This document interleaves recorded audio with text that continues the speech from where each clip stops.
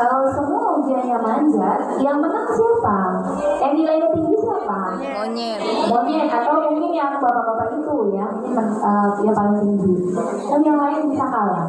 Nah, makanya tadi sistem penilaian tidak bisa dilakukan dengan sesuatu yang sama. Terus ada lagi ilustrasi. Monyet lagi sama ikan, kata monyet. Kan mau bisa manjat pohon, kata ikan. Mau bisa berenang dan menyelam dalam waktu yang lama. Nah, tentu saja monyet sama ikan tidak bisa kita bandingkan, tidak sama, karena mereka masing-masing punya kemampuan dan kelebihan yang masing-masing. Nah, bagaimana cara agar semua kompetensi yang beda-beda itu meningkat? Kita lihat asesmennya bagaimana pada pembelajaran mendalam.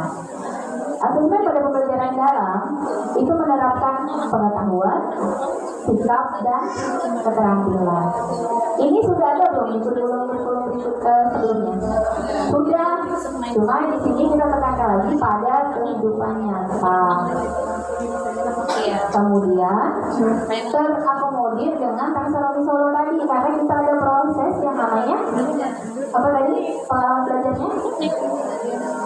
Setelah memahami, kita ada aplikasi, kemudian ada merefleksi.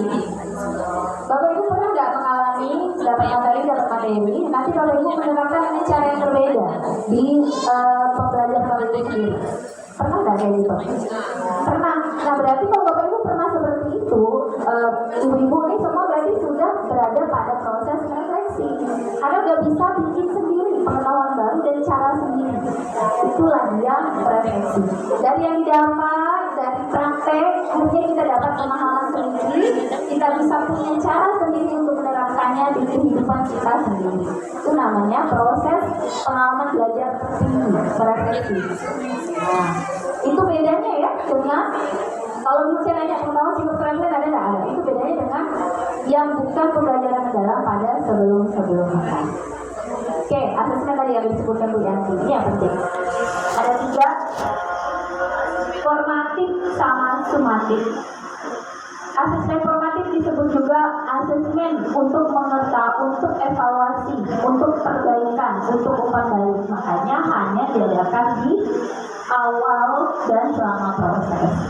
Asesmen awal yang saya berikan waktu Bu Yanti nanya, Bu ini ketika besok Kak? Tidak, saya bilang hari ini. Itu awal. Tujuannya apa? Nih, mengetahui kesiapan. Siap tidak? Peserta tahu tentang growth mindset. Kemudian supaya poin kedua, menyesuaikan. Oh ternyata, tapi saya lihat jawabannya siap semua kan, udah pada tahu tuh growth mindset. Meskipun kan ada yang googling ya. Oh kalau udah tahu berarti materi saya nggak usah mulai dari nol. Berarti udah pada tahu kan. Nah ini tujuannya mau modifikasi. Kalau ternyata 80% tidak tahu, kita mulai dari nol. Apa itu growth mindset, apa itu jenis-jenis pola pikir. Itu contoh cuma ya, bisa Bapak diterapkan di pembelajaran. Dan bisa membuatnya diferensiasi berbeda-beda. Karena ternyata dari 32 siswa di kelas, 15 tuh begini, yang 2 orangnya begini. Nah, kita bikinlah diferensiasi. Kalau Bu Gusti kan, itu pernah ya, dengan awal terus dianalisa, saya minta analisa kan.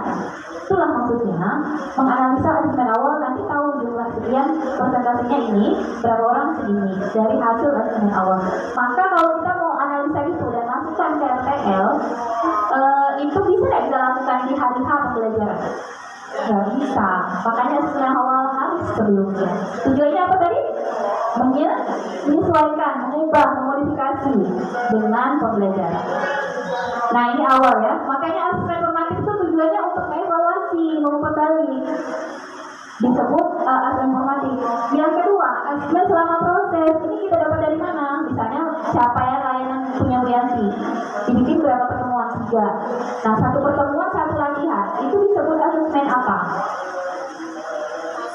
Proses atau formatif selama proses. Tapi kalau udah selesai 1 capaian layanan atau 1 materi, terus kita kasih ulangan dari beberapa pertemuan, itu disebut asesmen apa? Sumatif, itulah penilaian karena udah selesai beberapa pertemuan selama formatif. Nah, yang kita masuk nilai, misalnya nih, kalau pakai nilai, yang mana? Yang udah selesai satu materi atau yang setiap satu pertemuan? Tidak, yang terakhir.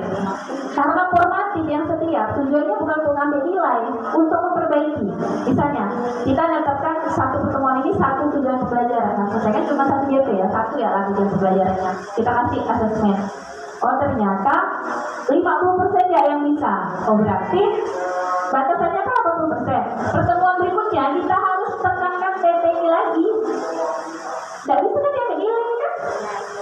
Nah, jadi yang diambil nilai adalah pada saat kita udah yakin TP itu sudah tercapai selama proses formatif 1, formatif 2, formatif 3 itu. Bisa dipahami? Maksudnya bedanya ya? Nah, aku yang sudah ngangguk-ngangguk, saya sih kalau sudah